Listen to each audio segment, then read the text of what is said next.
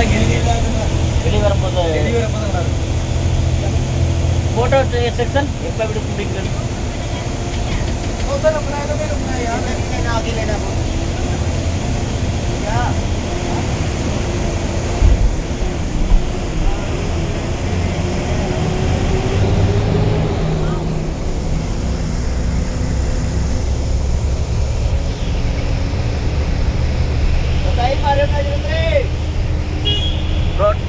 Atal tunnel Rohtang pass உலகிலேயே மிக நீளமான